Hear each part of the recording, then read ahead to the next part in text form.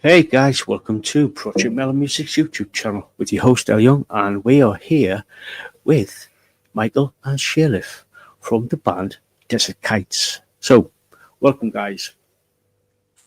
Hiya. Hey, Nice to meet you, El. and nice to Hey, meet you. you too. Thanks for having us. Yeah, my pleasure. So, guys, could you introduce yourselves and what you do within the band?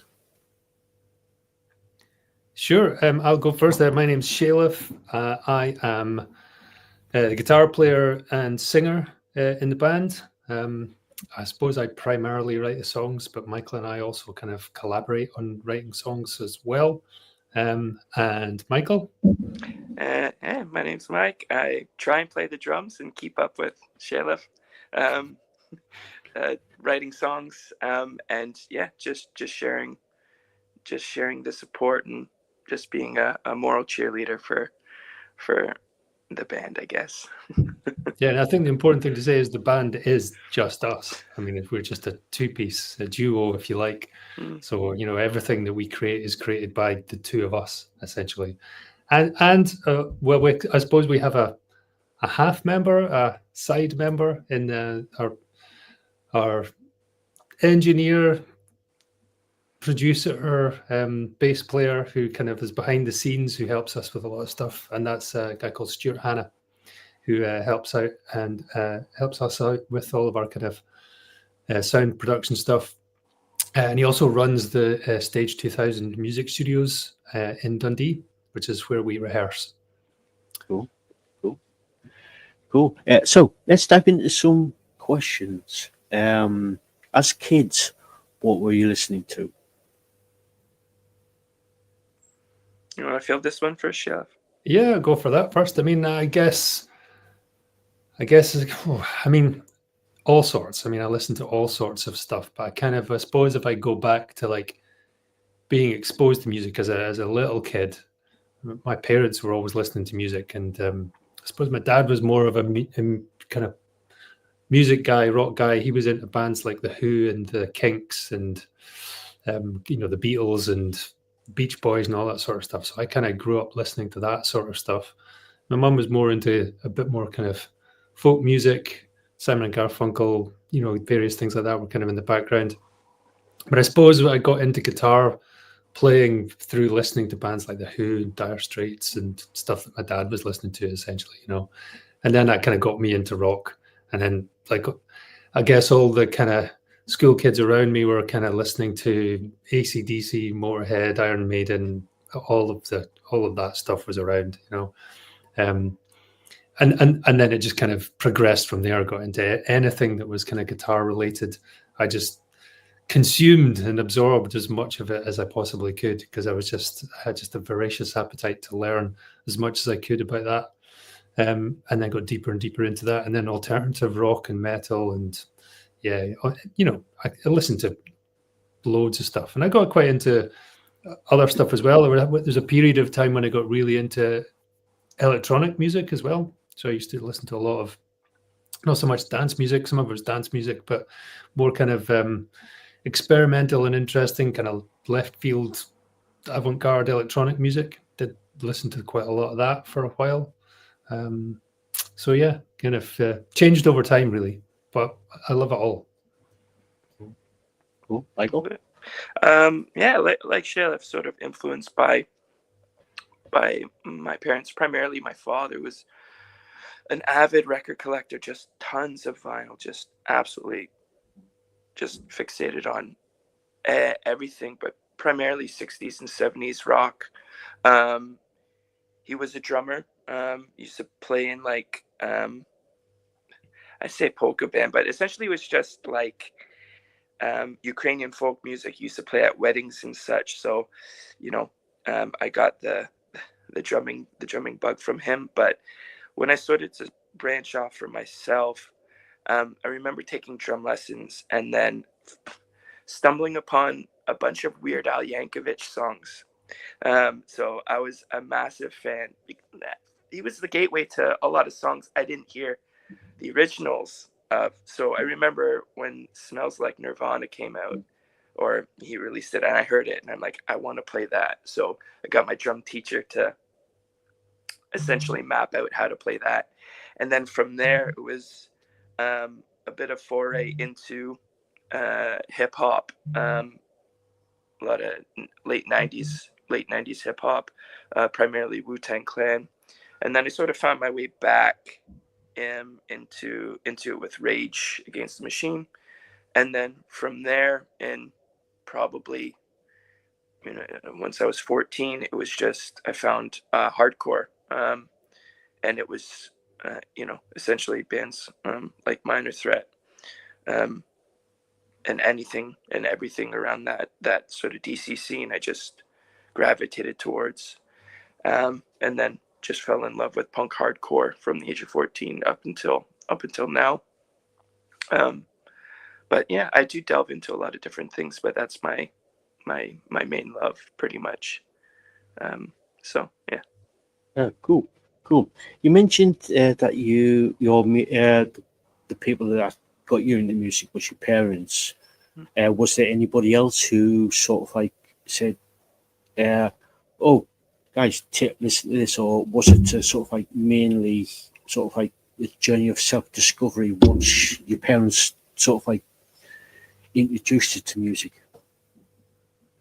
I think for me, I was like, I was just aware of that music in the background, and I liked it. I kind of resonated with stuff that was in the charts and the variety of things that was in the charts when I was a kid. And I just kind of had a sense for what I liked as a good tune. I kind of liked that kind of stuff. There wasn't really anybody else around me that was particularly musical. I mean, my dad played guitar, but he wasn't particularly good, and he didn't play it that often. But the guitars were always around, and I'd knock them over as a kid and kind of wonder what they were. They were really sort of strange objects to me, and I kind of didn't really kind of understand what they were. And then I think I kind of initially wanted a drum when I was younger. I thought about doing drums, and it was at school. I tried to learn to play the trumpet, and I was really bad at it.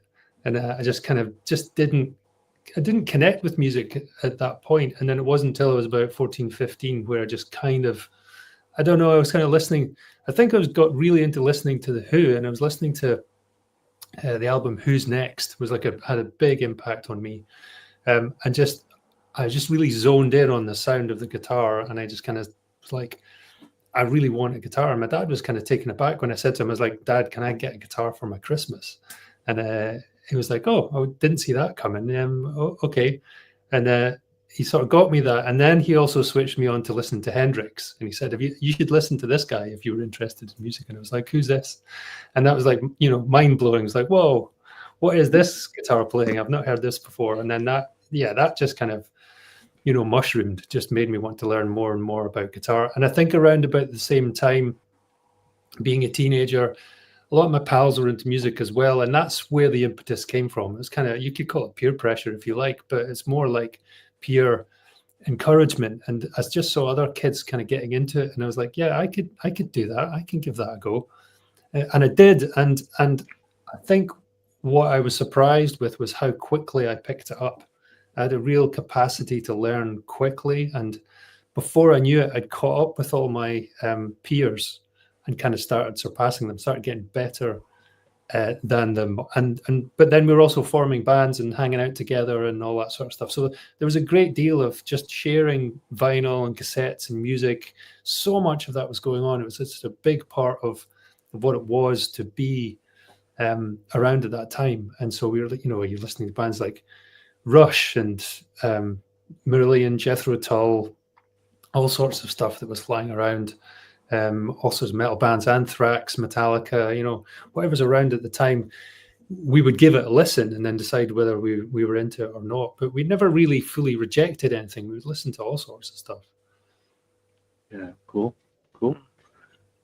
Michael? Yeah, I think, as I was saying before, with my father playing an instrument, that was the gateway. But I never took it. I didn't take, like I said, I played, but I never took it seriously in the formation of actually playing with people. Like I said, I would throw on songs that I would want to learn for initially was taking lessons. But I think that pivotal moment was my sisters. I have two sisters who are twins. They're a couple of years older than me. And they took me to my first local gig, I remember. And I think we went to, I don't know if it was Warped Tour 99 or Warped Tour 2000. It was my first sort of festival or concert. And that just absolutely blew my mind to the possibility of what can be achieved within maybe a different genre than, mainstream music. And that just, that really fascinated me. And I think it was maybe that school year, I don't know if I was 14 or 15. One of my friends. He was just waiting for his mom to pick him up, so he came over to my house. He saw I had a drum kit. My sister was playing bass, and he said, "Hey, you just wanna play a song?" I'm like, "Sure." I really didn't know what to play, so he hit on "My Own Summer" by Deftones. I'm like, okay. And that was the first song I actually played with somebody of my own volition of want to actually play it. And I just remembered that feeling of going, wow, I want more of this. And that unlocked my urge, my desire to actually play and create music with people.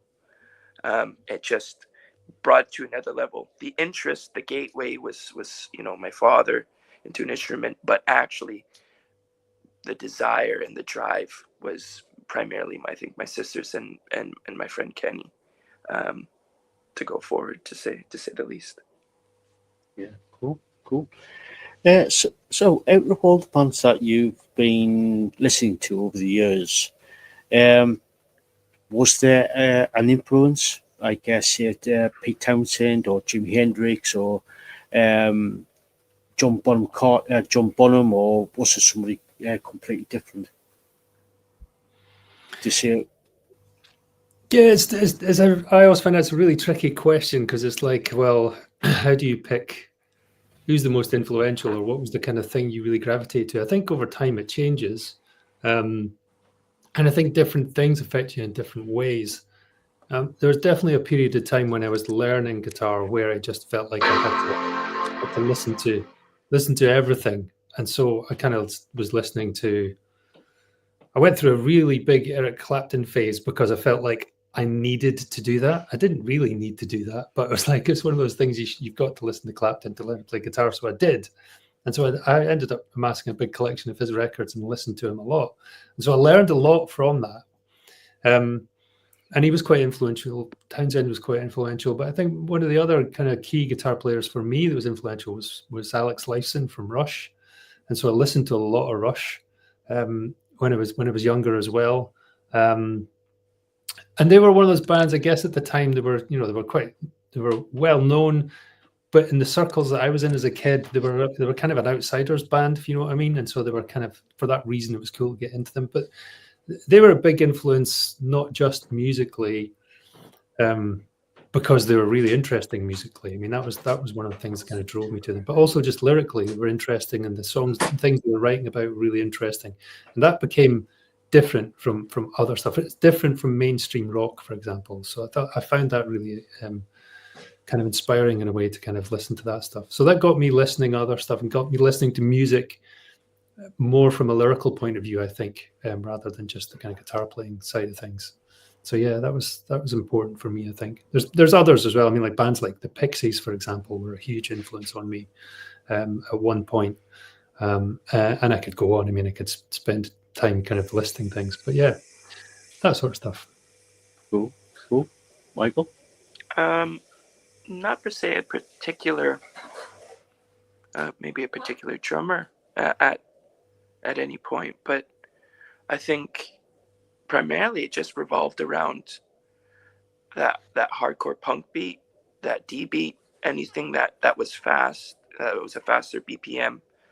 That always fascinated me, of trying to just do what they did. Like at first you're trying to figure out the mechanics of it and get it down, and it's not like it's this crazy this crazy piece of drumming. It just required, I don't know, commitment I think, commitment and tenacity in order to actually do it. So, essentially, I look at, anything from, Bad Brains, like I said, Minor Threat, Black Flag, the Circle Jerks, and even, just say the least, I don't know why this sticks out at me. One of the drummers from the Distillers, Andy Outbreak, I just felt sort of gave a bit, I don't know, just felt interesting to what he was doing, even though it was, like I said, the framework of what you're able to do. But I think the way in which they did it was really cool. But yeah, maybe more recently, a lot of Adam Willard stuff. He drums on a lot of different tracks, sessions for a lot of people. But I think I just really appreciate, like I said, the tenacity and the intensity in which he drums. I like that. I like that, the feeling of it. So, yeah. Cool. So, were you in any bands prior to starting Desert Kites? Yeah, I mean, I was in a few different bands. I mean, I had started a band when I was at school, when we were about 14 or something like that, 14, 15. So we did that for a few years. And then I went to art school, straight after school, and then immediately formed a band with people. And there was a whole bunch of people there as well that were into music of various kinds. And so I think what happened then is you kind of I started to kind of network and get to know different people. And as a result of that, I kind of formed a band straight away and then ended up in multiple different bands at different points, moving from one to the other, kind of in and out of things that were never really fixed. They were always quite sort of fluid in some ways, or they changed. People came, people went, they changed format, and so that was kind of a really interesting period of time. And then there was a bit of time in the 90s, late 90s, where I was in a band that really coalesced for a while, and that was the kind of 3 or 4 years of playing in this band called Pigpen. And we released a couple of singles under the Human Condition label, and we were in the middle of recording an album, and we had all the tracks pretty much recorded, but we never got it mixed, because in the midst of getting that organized, the band basically imploded due to musical differences, so the whole thing just kind of fell apart. But that had a trajectory, and that was going quite well, and that was around about the time that bands like Idlewild and Snow Patrol and so on were kind of getting signed and kind of making it big. And they were all recording in the same recording studio that we were using, and they were putting their singles out. The very early singles were going out through the same label as us.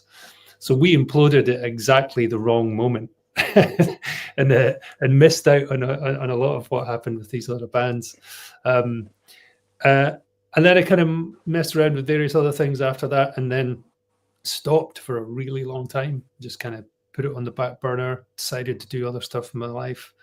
And then I guess that's, years later, I kind of came back to it and suddenly had an urge to write songs and get back into music again, and pick up the guitar. I mean, I basically didn't play guitar for about 15 years or something like that. I mean, I put it down for that long. So it's kind of a strange sort of rebirth, just kind of feeling that come back and then getting into it. And then that's, Michael and I met, and that's a different story, but that's how Desert Kites kind of came about, was after that kind of dry period. We kind of both got back into to wanting to do stuff. So yeah. Cool. Michael?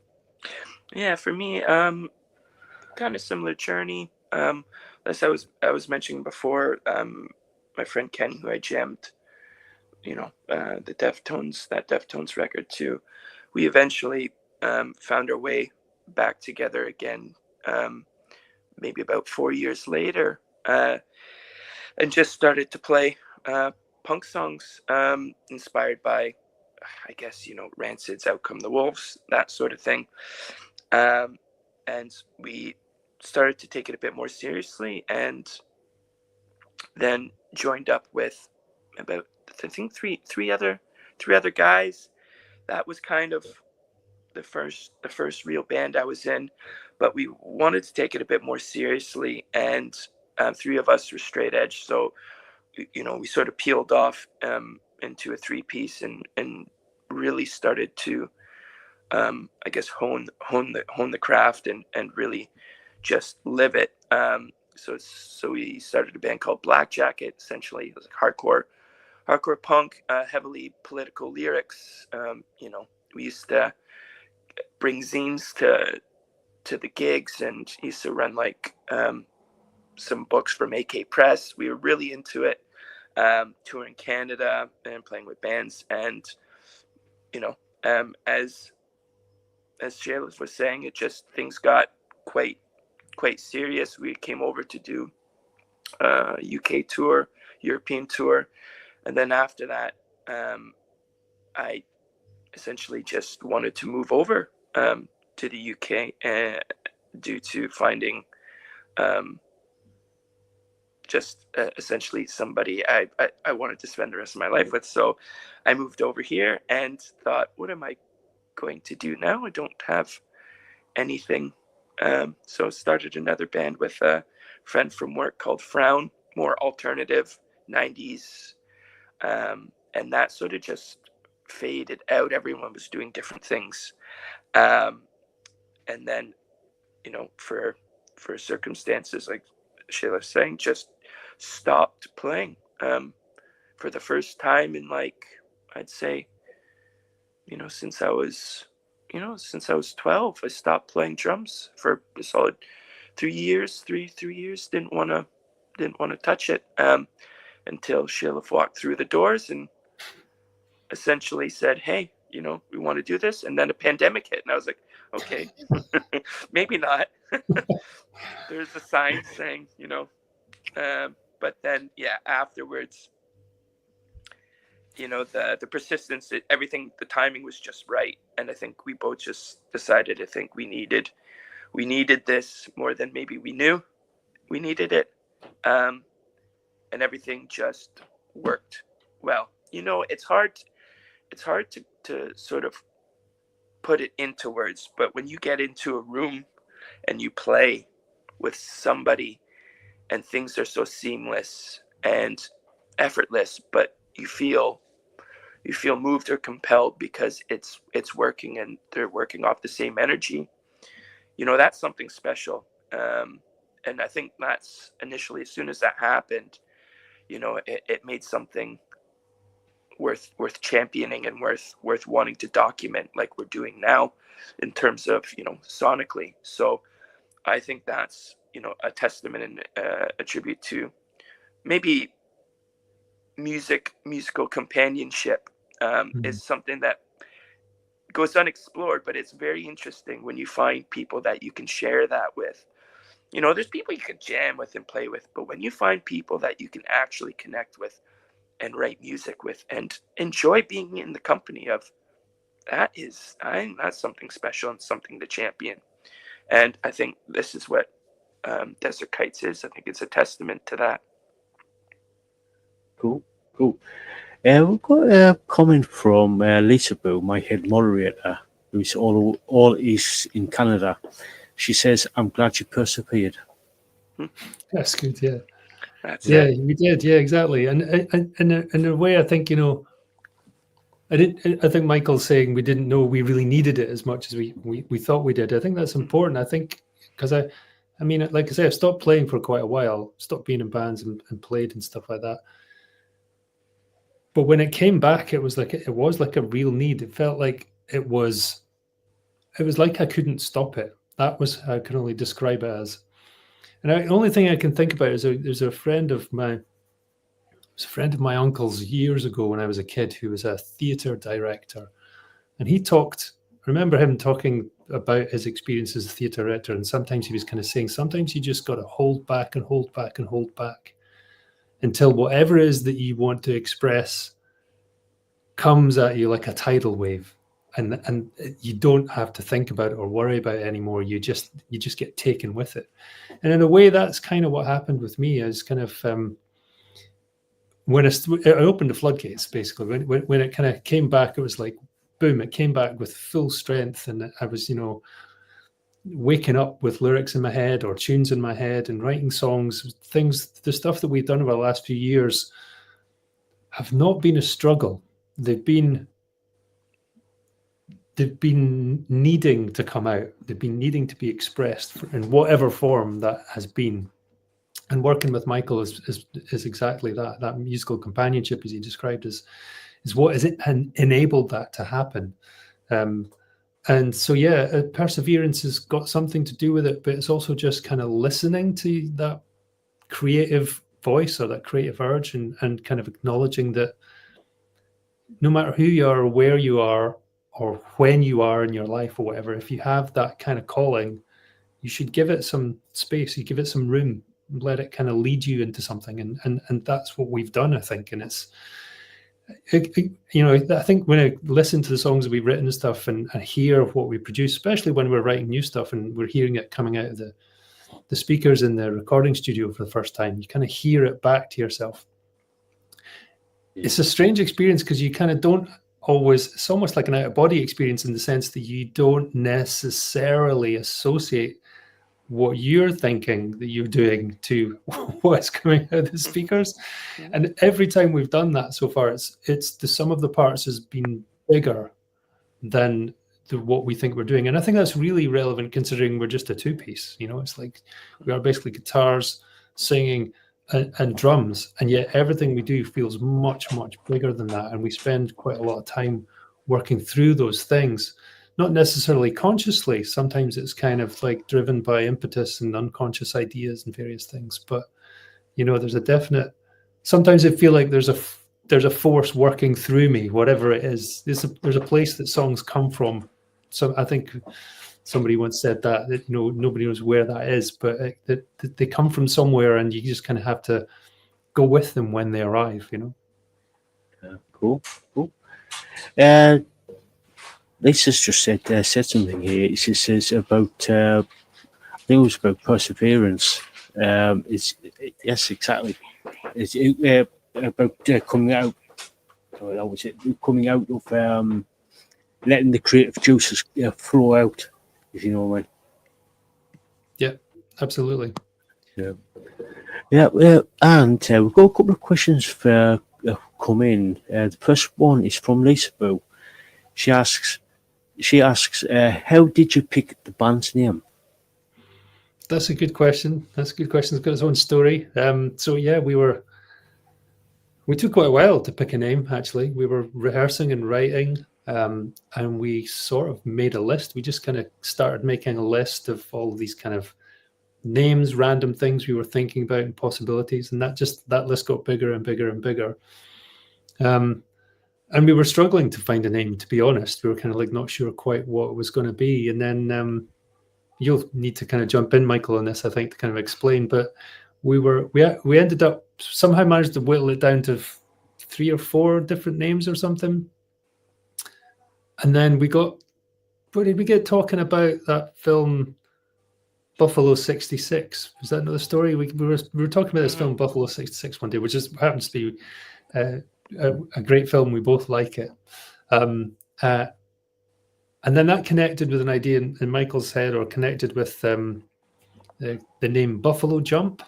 Oh yeah, it was just we were just thinking about so many names, and sometimes you just throw out these absurd names of just trying to see what would stick, or just picking anything. And there's a place in Alberta called Head Smashed in Buffalo Jump, essentially, which natives would, indigenous peoples would use to trap buffalo and get the buffalo to go off the cliff, and then obviously be able to use the resources of the dead buffalo. There's like a hunting method, isn't it?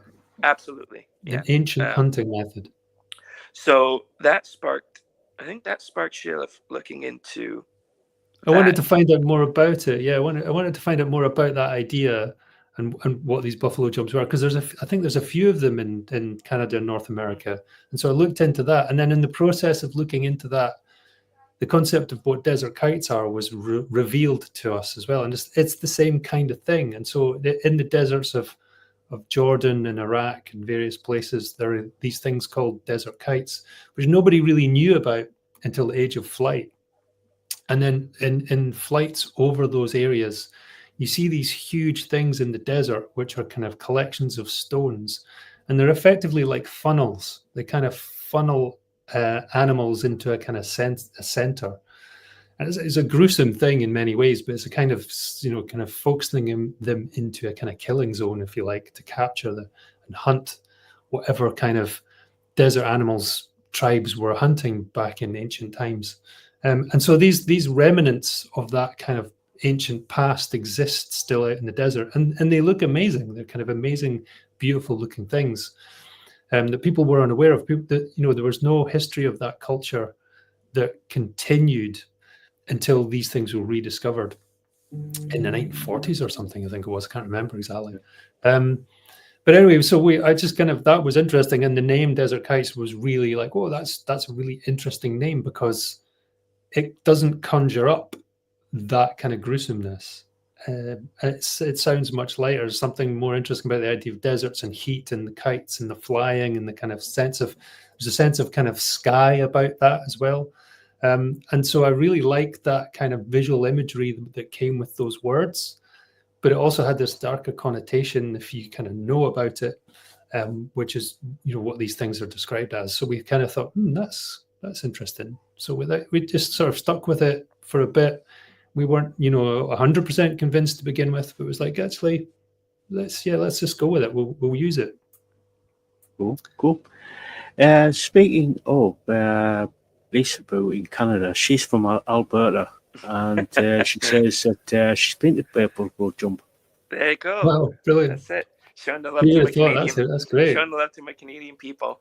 Good connection. And she says I went there. I went to a powwow there too as well, and she says I even danced. That's it. Cool. Yeah, thank you for that, Lisa.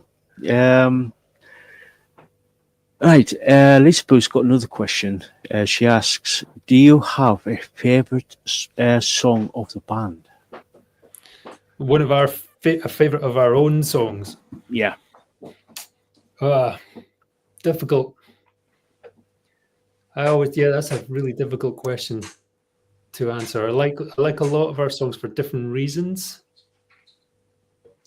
Sometimes it's because I like a riff. Sometimes it's because I like a lyric. But I think probably there's 2 or 3 songs that I just really like playing. And there's just like a kind of feeling when I'm playing them that I really like. And one of them is Solstice, which Michael wrote the words for. And it's a little bit different for us. When we wrote it the first time, it's a little bit kind of left field for us. It's a little bit more explorative, I would say. And it's just got a really nice feel to it, I think. I really like playing it. And I also really like playing Restless Minds. Yeah, and I actually also really like Angel as well. I think that's another song that's a strong song that we pulled together. But yeah, it's funny, I think the songs that, what's interesting is over the time we've been writing and doing stuff is that we just continue to write. Every kind of year we're writing new stuff all the time. And what's interesting is the songs kind of drift into the periphery and then start to disappear. So songs that we played a lot, we might just stop playing because we're kind of playing something new, but there'll be one that will come back or we'll continue to play it. And so that's quite interesting to kind of see which songs hang around or come back over time. And yeah, you kind of, I think favorites ebb and flow from time to time. Maybe that's what happens. Cool. Michael? Actually, it's quite funny that, without us ever asking each other this question, we're probably pretty close or simpatico with the songs. Because I would probably have said Restless Minds. For the reasons being, when it was first presented, I think Shalev came in with I don't know if he came in with the riff, but something just happened where when you catch lightning in a bottle, and I'm not saying it because it's the song's amazing. It's just that special to us because of for me, the way it came about. It literally happened within that one rehearsal. I believe it was just Shilif came in. I've got this idea. I didn't have to even think about what I was going to write. It just came out. Everything worked and fit perfectly. We looked at maybe a middle part changing slightly or just adding a middle part to it, and it pieced the song together. And I think that is one of my favorites because of it is, I think, a testament to what that musical companionship can achieve, right? Because it just happened so seamlessly, and it worked, and the feeling and the vibe was incredible. Solstice, another one, being that that was the first time that we collaborated, like I said, for myself lyrically, and Shalif really tested his ability to try and match the lyrics to music, and also how he felt he would want to sing the song. So that was another special occasion which we really looked at to say, okay, how will this work if this dynamic? Because like Shayla says, he's got tons of music, he's written lyrics and that. Same for myself. I write tons, but not so much from a guitar standpoint, but from maybe lyrics and sort of drums. So that was the first time that sort of was worked out, and I couldn't have been happier with that as well. So I would say, yeah, those two, and then Angel and Holiday, as more of our recent tracks. I think they're probably my four favorite, but probably not in that particular order, but they all have a special connotation with them. Cool. Thank you for that, Lisa. So,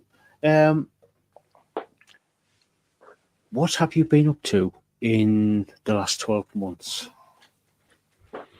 So, it's interesting. I think in the last 12 months, things have been pretty interesting. So a little bit before this time last year, about 12, somewhere between 12 and 18 months ago, we managed to kind of find ourselves working with Sode Records, which are an independent Canadian band, as you know, label, sorry. And that's been really interesting because that's enabled us to change slightly the way we release our records, and has made us be a little bit more planned and focused in terms of what we're doing and how we're doing it. And so the release schedule we put in place last year for the songs that we had, from Black and White through to Holiday and Angel, and then our Christmas single we released last year, Once More Around the Sun. That was great having that structure in place and kind of a rolling organization of what we were doing. And so we focused on that and getting them out and getting them promoted. And then so towards the end of that year and most of the beginning of this year, we've been writing new material off the back of that to kind of follow up with that. And so the largest part of the last 6 months or so has been writing 3 new tracks. We've got 4 new tracks, 4 tracks lined up, one of which is slightly older. But we've been working on these 3 new ones, which we've really just finished in the last month or so. And that's been really interesting because it's been a development of ideas, some of which have been knocking around for a little while, some of which were quite recent. And it's just been really reaffirming, I think, to continue in the process that we've been doing and kind of really finding, I think, trusting the process and trusting each other and just kind of just following through with doing what we do. And so we go in to rehearse pretty much every week. can't always do it, but we're fairly consistent in terms of rehearsing and kind of playing our songs. And so we go and play. So we know, like, at any point, should we want to go and do a gig, we can pretty much turn up and do it. But then we also combine that with writing. So we've got these 3 new tracks, and they're very much a continuation of what we've been doing and an evolution of that, I think. And they kind of range from the kind of more full-on kind of punky kind of rock type song to things that are a bit more kind of explorative again. I wouldn't say experimental is the right word, but there's a bit more going on, maybe emotionally, in terms of the lyrics or in terms of the kind of sound quality. And then there's another one in there which is definitely a kind of a, I don't want to talk about it too much to give these things away, because we're at the moment kind of trying to plan our schedule for releases in the future. But there's one in there which has kind of been inspired by Taylor Hawkins and his sad demise a few years ago.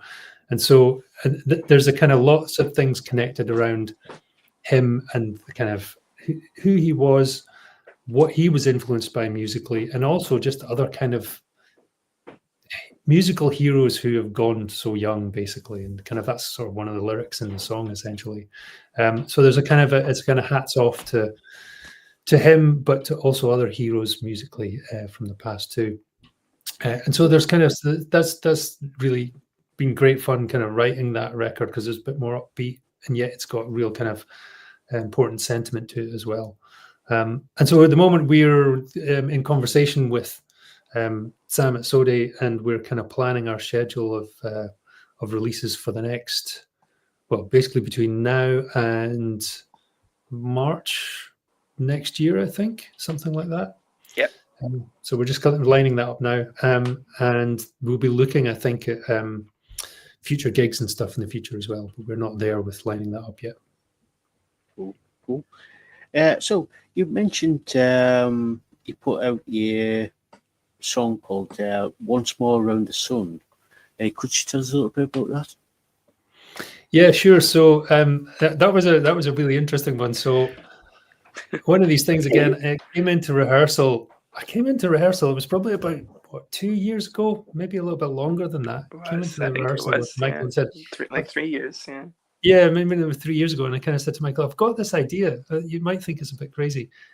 And he said, "What is it?" And I said, "Oh, I've got this Christmas song." I hadn't really kind of thought about writing a Christmas song. Not like kind of, I must write a Christmas song. I didn't kind of go into it thinking, that would be a really good idea. I'm going to write a Christmas song. In the back of my mind, maybe I'd always kind of had an idea for it. But anyway, this kind of song sort of materialized. And it's kind of, it's in one way, it's kind of quite a traditional Christmas song. It's got a kind of 50s vibe to it in the sense of the kind of style of guitar and stuff. Songs like Unchained Melody and stuff like that, like really old type songs and kind of older Christmas songs and stuff, kind of connects with that. And yet there's a kind of cynicism kind of in it as well in terms of the lyrics. So this idea of, Christmas has become such a huge behemoth of a thing that we're almost enslaved to it in a way, kind of financially and kind of yearly. We always have to do so much to kind of prepare for the in-laws to visit, or buy presents, or make sure we've got the turkey in time, etc. All of these stresses that come with a thing that was really supposed to be a celebration of the end of the year. And if you look back in mythology, this whole idea of solstice, coming back to solstices again, which is the name of one of our other songs.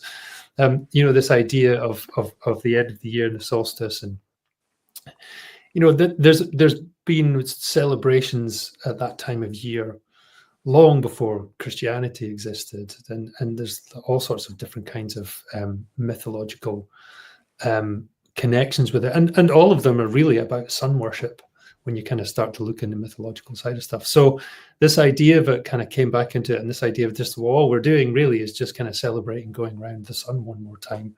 Is it that big a deal? Was kind of in the background of it. And the fact that that's such a big stress when there's actually really more important things. And in many ways, the Christian idea of Christmas is very positive, and it's all about kindness and sharing and all of those kinds of things. You think about stories like Christmas Carol or whatever, all of that. So it's always an interesting, strange time, Christmas. I think the song is really about the kind of the dichotomy that we experience at Christmas, which is peace on earth and goodwill to all people, etc. is a really important thing. And yet there's wars going on and various things happening and stress and strain and financial difficulties and people having a really terrible time sometimes. And so it was an interesting thing to kind of write about, and it just kind of came about reflecting on all of that sort of stuff. It wasn't really planned as such. I'm glad we did it. I'm glad it kind of we sort of decided, yeah, let's do it, because at one point we did it. We came to the rehearsals with it about 3 years ago, as I said, in the middle of summer. I thought maybe we'll do something with this, and then we just dropped it, didn't do anything with it, and then last year we kind of came back to it and said, you know what, let's give this a go, and it felt like the right time to do it. And so we worked on it and kind of pulled it all together, and we even put sleigh bells in it and stuff like that. Yeah, cool. You mentioned solstice. The only reason I brought it up because we just had the summer solstice over the weekend. Could you tell us a little bit about that song? Sure, I'll defer to Michael on that, because he wrote the lyrics to it. What we'll say about that is that there is a connection, again, more directly with the sun in that, because there's a sound that we use in there which is not directly, but is derived from the frequency recording of the noise of the sun and what it sounds like out in space. So that kind of throbbing noise at the beginning of the song and kind of appears throughout it is actually directly connected to the sun in some way. But yeah, Michael can say more about the lyrics and where that came from. Yeah, sometimes I find these questions a bit difficult, because I don't know. I tend to like to keep the ambiguity about it. With that being said, because I worry sometimes if I'm too direct about what the song's about, that might ruin the connection that the person on the other side may have. And I know it's a cop-out, it might sound like that, but I like to keep it a bit of a mystery, because if you interpret it in the way you interpret it, then that is special for you. That is your sentiment. That is what it means to you. Because when I can tell you, what I felt when I was writing it, and what was going through my head, but it might not be the same place you're at.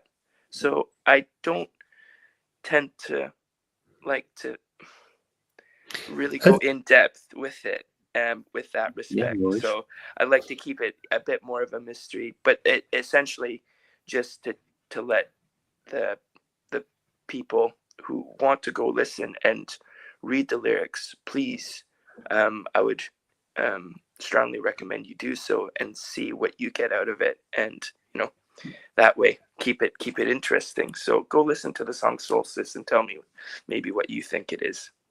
I would say also, I think that's really, really an important thing that kind of reflects on all of our songs to a certain degree. We're very aware that what you say in a song and what you're kind of putting across in a song, we write the songs for ourselves, and we write the songs because they're coming from us. And hopefully that reflects some sense of human experience and what that is. We don't hold back from that, but we're very aware that everybody brings their own interpretation to whatever lyrics you write. I mean, that's one of the strengths of poetry. And that's very much where this song started. Michael writes poetry from time to time, and we've written a couple of songs in the last little while, and we're working one at the moment, actually, which is derived from Michael's writing. And I personally find it a really interesting experience to encounter what Mike's written, and then kind of resonate with that and kind of like figure out how I connect with those ideas without understanding or having to understand what Michael's purpose is for the lyrics. It's just like, well, what do I get from it? How do I kind of, resonate's a really good word to use. I think there's a kind of sense that there's something that you connect with in some way. And that sometimes means that I have to change the lyrics a little bit, because I'm also thinking about how to sing them and how they fit with musically with the riff I'm playing or something. And that can be challenging to do that, but I always find it a really interesting thing to do. It's very different from when I write a song myself, because I'm kind of doing that process, often writing a riff and a lyric at the same time, so they kind of intertwined. But this is a different process, and I think that musical companionship that Michael talked about is like there's I don't think it's necessarily an easy thing for people to do that, and there's something about how we work that makes it easy. Somehow there's a connection that we're able to kind of do that, whereas other people might kind of force these things too much, or kind of feel they have to do things in a certain way or something. It's like there's a sense of confidence and a sense of freedom and a sense of sharing, I think, between us, which enables that. It enables us both to feel safe in terms of kind of communicating sonically and lyrically with ideas that we want to express, whatever they might be, I think. I'll add that there's a sense of trust, vulnerability, when you're presenting something to somebody that you've essentially, like you said, it is revealing to what you're thinking in your mind, and you're giving that to them. I'm entrusting Shalif with this. And sometimes I might maybe say to him what I'm feeling. Other times I just might give it to him. And that, I think, is an important part, like you said, in terms of companionship, the trust that I don't have an ego to say if it needs to be reinterpreted or reworked to the capacity of the song. As long as he reads it, he feels something from it, and then it's then a synergy that comes together again with it. But yeah, I think that really nailing that home with the musical companionship and the trust that something that's going to come out on the other end is another fun, unexpected thing. Cool. Thank you for that. So, you got another one, another song called Holiday. It just released about a month back. Could you tell us a little bit about that? Holiday was released a little while ago. But yeah, Holiday. Yeah, I mean, again, it's an interesting thing. So there's kind of wrote that song. It's a summer song. The whole idea is this kind of holiday summer type song. It's definitely one of our kind of more upbeat kind of rocky numbers. And I love playing it. It's a great song to play. And it comes from, there's personal reflection, but it also comes from, you'll be aware of the film Ferris Bueller's Day Off, for example, right? So there's a connection with that song, but it goes deeper for me than that, because I have a recollection as a kid of getting up one day and getting ready to go to school, for example, and my parents just saying to me, "Do you know what? You don't need to go to school today." And I was like, "What?" And they were like, "We're just going to have a day off." And I was like, "You can't do that." And they did. And so just this sense of freedom that you can just stop the merry-go-round of your life if you want to, was kind of embedded in me as a youngster. That's like you could do that, it was quite amazing. And so the film Ferris Bueller's Day Off is exactly that, and kind of claiming some sense of ownership of yourself and who you are amongst the normality that everybody has to conform to, if you like. And so the song kind of reflects on that a little bit, this idea of any day can be a holiday. You can just decide, you can just decide to do whatever you want to do, and you can call it a holiday, as kind of really the kind of main aim of it. And the idea that people need to take breaks from time to time, need to take breaks from the routine, need to take breaks from each other, and you take breaks from yourself sometimes, and you need to kind of get away from stuff and give yourself space to often to hear who you are from yourself, to discover yourself, and yeah, that's an important thing to do, I think. So that's what the song's about, I think, really. Yeah, totally agree with that. Sometimes you do need to take a break from life. Yeah, time's the greatest currency. Yeah. So you've got like 4 or 5 songs coming up, due to be released over the next until next year. Have you got any plans on collecting those songs and putting them onto either an EP or an album at some point in the future? At the moment, we don't have any plans in that regard, but it is something that I feel in the back of my mind is something that seems like it might be something we might consider at some point. I think having kind of produced a whole range of songs now, and we're releasing them one by one, and I think it's just the way of the music industry these days that seems the most logical way to do it. Is fine, and I'm kind of happy with that, and that's what it is. But I grew up listening to albums. I listen to albums. When I listen to music and bands now, I like to listen to 10, 12 songs by the same band, one after the other, sometimes albums one after the other, and I get drawn in and sucked into listening to things like that. And maybe that's just the way I've always kind of consumed music or whatever, but I kind of just do that. And so I kind of feel like that would be a natural thing for us to do. I would like to be able to do that at some point, and I think maybe we will. But what that is and when that happens, we've not thought about that in any depth, and we've got no real idea around it. I think what's interesting about that is that whatever we do, that would be a kind of collection of what we've kind of produced so far, and there would be something interesting about potentially remixing some of those songs or remastering some of those songs, and thinking about the order that you put them in and how you actually structure an album and how you tell a story around that. I think that would be really interesting to do that, and also to produce artwork associated with all of that. I think that would be interesting. But it's not something that's like we've not thought about a concept. I know Michael's kind of talked about conceptual ideas in the past. I've always had an interesting fascination and love with that whole idea of a concept album, with the artwork, the visuals, imagery, lyrics, and songs all just being one collection of a great narrative within that.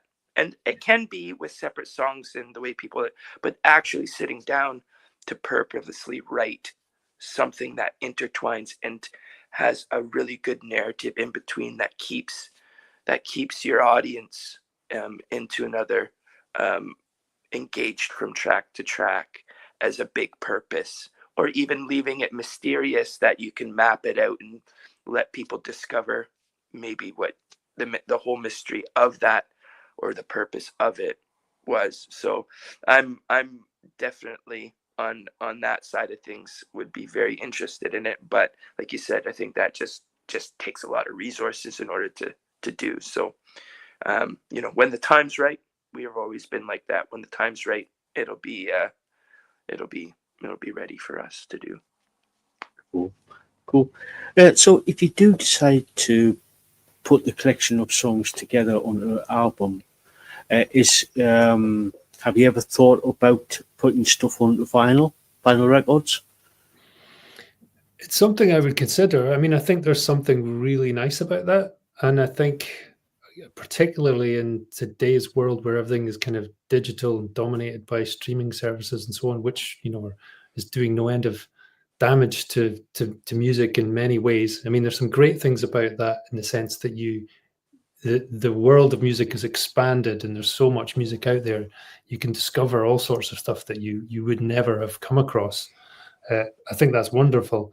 But at the same time, the fact that nobody's getting paid for any of this and it's just so hard to make a living as a musician, that's really detrimental. But there's something about vinyl and the kind of solidity of it, and the kind of, an album cover and the back of it and the just everything that's written on the back, could be lyrics or production notes or whatever, all of that stuff, and the working on the artwork of that. And actually the whole idea of going to town on that, and the whole idea of gatefold albums, and all of those things that kind of we kind of hark back to in a way.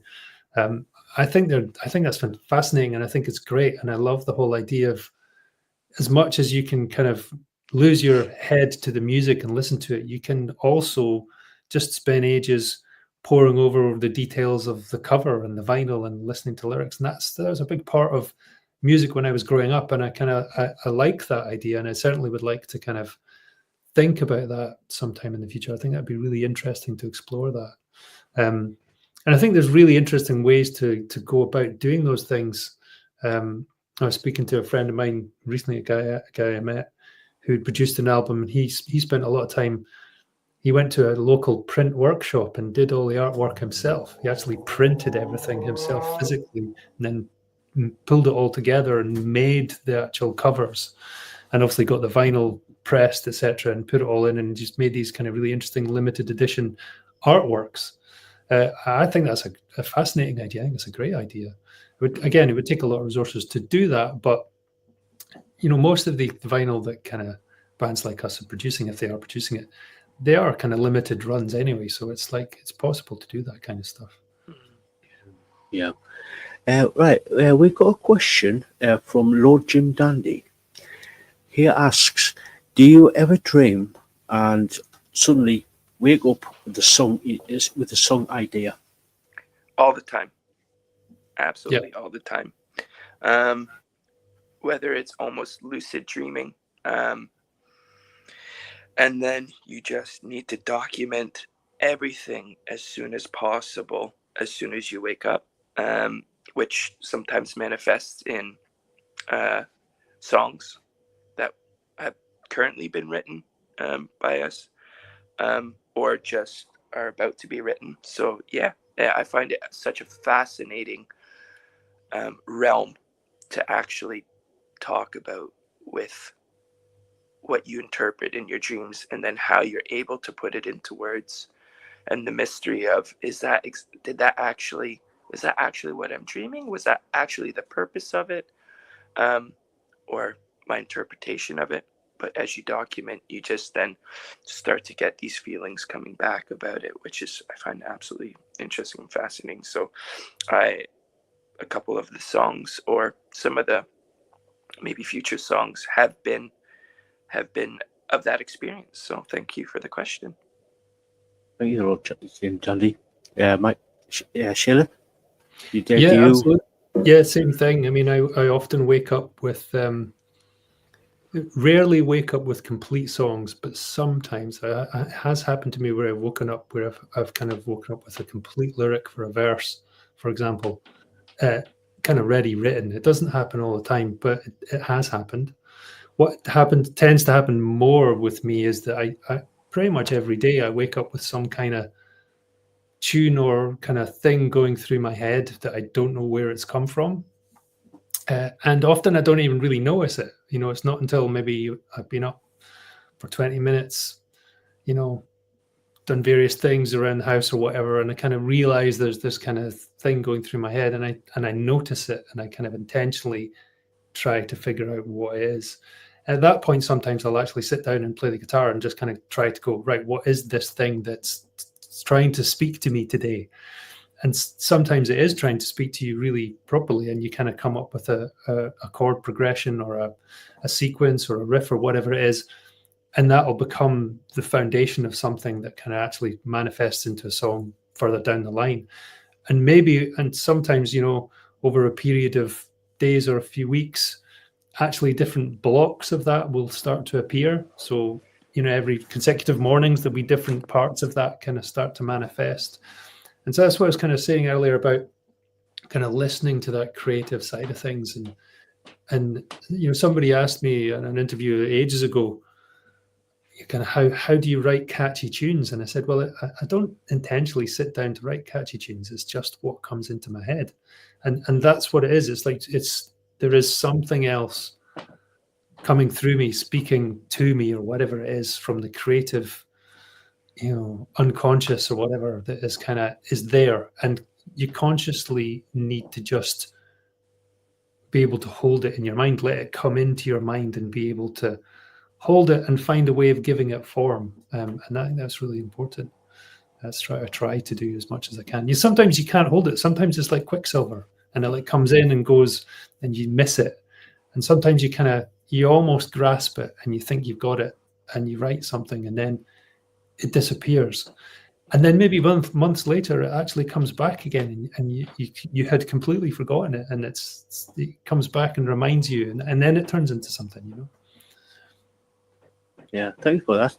Thank you, Lord Jim Dandy, for that. So we've got a question from Ozzy Ann 2025, and she asks, any plans for tours, and if so, where? At this point, nothing in the pipeline at the moment. Again, we've been just working on our songs, the things we're going to plan to release over the next little while. Having that schedule in place will probably make us think more clearly about what we're going to do in terms of getting out and playing. We definitely want to do that. We definitely want to get out and play and stuff. We've just got to figure out what that is and what the logistics of that will be for us and how we can make that work. So yeah. Anywhere that wants to have us, then we'll fly. We'll fly anywhere. We'll fly anywhere. Yeah, cool. So if you did have like the financial backing and you got all the tour dates and everything, would you go around the UK or into Europe or down to Australia or over to Canada or US? Yeah, I mean, I think I'm open to any of those ideas. Really, it just depends on what's financially possible and how we can kind of make things happen. I mean, we need to play more gigs locally around Scotland and stuff. For sure, we need to do that. But it'd be interesting to play somewhere completely differently. It'd be interesting to do a few shows in Europe or something, or whatever. Canada would be great, and to go over to Canada with Mike would be a great thing to do. And so, especially with working with Sodi as well, makes a lot of sense in some ways. So, go on, Mike. I said that Canada is such a big landmass tour, in that I remember we did a 3-month tour going coast to coast, Nanaimo to St. John's. That was a fever dream and a half. But I tend, where I'd like to go actually. Australia would be one, but I think going back to Germany, it's incredible there. The hospitality, the way they treat the bands, the interactions, the desire for live music. I'd like to go back to Germany because you could get quite a bit of dates in the book there, and everyone seems to be really keen with it. So that'd be one place I think would be on the radar for continental Europe. Cool. Thank you for that, Ozzy. Lisaboo says, yes, please come to Canada. That'd be good. Yeah, cool. Thank you for that, Ozzy. So, is there any merchandise coming out, whether it be T-shirts, caps, stuff like that? Something I think we would like to do. Yeah, I mean, I think we need to kind of plan. Again, it's one of those things, an idea in the back of my mind is like, I really want to do something about that. Mm-hmm. We sort of produced some stuff early on and we didn't really push it or make it kind of go anywhere. I think it'd be really interesting for us to kind of think a bit more strongly on the visual side of stuff about what kind of thing we would do. It's all been about time for us and been kind of difficult for us to kind of put the hours in to kind of get what we want out of it. Mm-hmm. But I think there's definite scope for that. I think it would be a really good thing for us to work on and a bit more, kind of really think about that visual identity and how we kind of what that means alongside the music as well. Especially as a collaboration, maybe with either local artists or artists in which we have, massive appreciation for, in order to then collaborate. Because that's always the thing about about their interpretation of something and then putting it visually on a t-shirt. I think that's what I always find fascinating with as well. So I think there was discussions about that between us at one point, but you know, you got to really lean into it. So once we maybe get a bit more live gigs with that in mind, there's a bit more maybe impetus in order to have that there. And I always like buttons, you know, like little pins. Maybe that's like the punk hardcore kid in me that always like the little pins with messages or things on that you could stick on, and like patches, that sort of stuff. But we'll stick to maybe t-shirts right now first, and we'll go from there. Cool. Yeah. Liz says yes, please. Pins. Yeah. So, where can people find you on social media? Well, now you can ask us what our addresses and names are, etc. I mean, just search for Desert Kites, and you'll find us. I mean, we're on Facebook. We're on Facebook page, which is Desert Kites UK, I think, and we've got Instagram also, and TikTok. Yeah, and also the Sode website. There's quite a bit of information on us on the Sode website, which has got connections also to YouTube as well. So again, YouTube videos and stuff, lyric videos and things we've got out there. So we're trying to kind of cover all of those bases as much as we can. But yeah, probably Facebook is where we reside the most. What do you think, Mike? Yeah, I would say so. I think primarily Facebook, Instagram, and TikTok. And like I said, the long sort of format stuff in terms of lyric videos and that get posted on our YouTube channel. So yeah, check out mostly, like I said, Facebook, Instagram, and TikTok, and then that will give you all the information about either what we're doing in our day-to-day, upcoming releases, and all the other fun stuff that we get up to as well. So cool. So, guys, I'll put all the links down in the description there. So if you want to check them, please do check out Desert Kites. So, and if anybody's got any more questions, please ask away.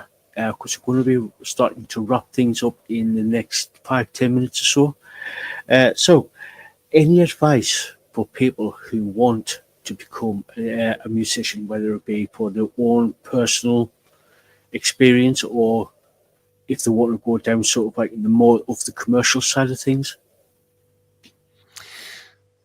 My advice would be throw yourself at it completely. You know, you've got nothing to lose. Whatever it is you think that you want to get out of it,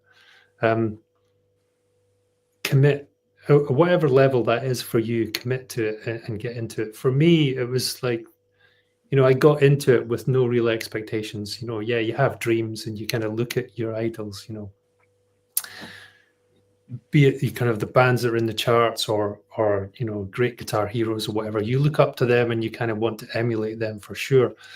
But you only get there by putting the work in, and you have to commit to do that. And to be good, there's a kind of level of technical proficiency that you kind of have to get to, and just keep doing it. Just keep playing, keep getting into it.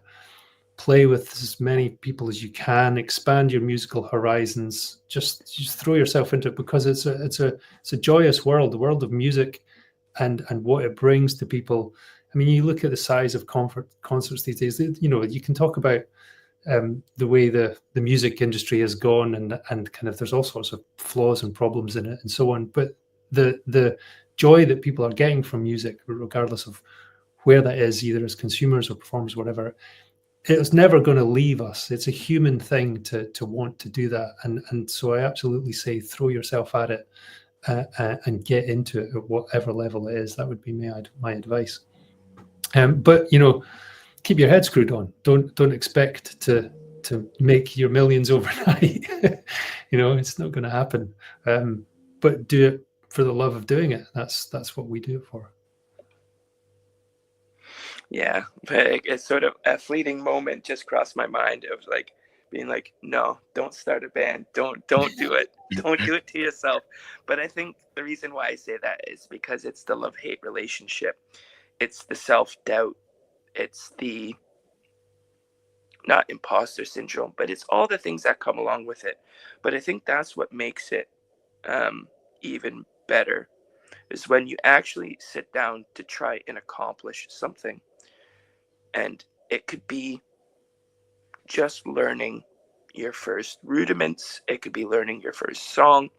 But the minute you are able to accomplish that, the empowerment that gives you, the feeling that gives you, like I was alluding to earlier in our conversations, of sitting down and actually playing a song with somebody, I can't explain the feeling into words.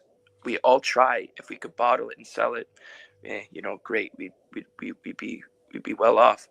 But I could only say and echo what Shilif is saying: go out and do it, and whatever capacity you want to do it to the best of your ability, and just be happy doing that, because there's no expectations for anything.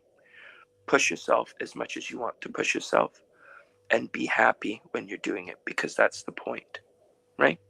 And if you do get to go and have these other experiences and you have these privileges, then great. Hold on to that and document those experiences and cherish them. But, within that, just do it to the best of your ability and enjoy doing it. Sound advice there. Sound advice. So, we're going to start wrapping things up. So, any final words before we go?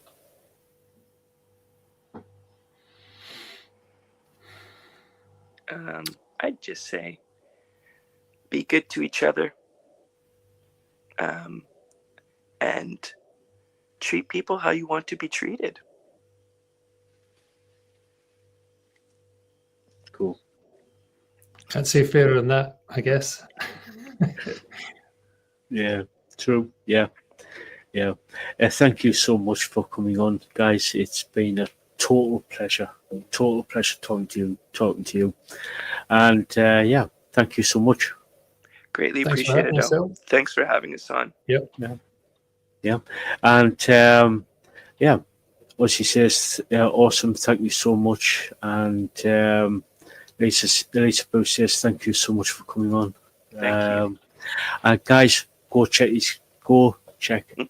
Desert Kites out. These guys are absolutely brilliant. I've been listening to this band for about a week now, and yeah, absolutely brilliant. Go check them out.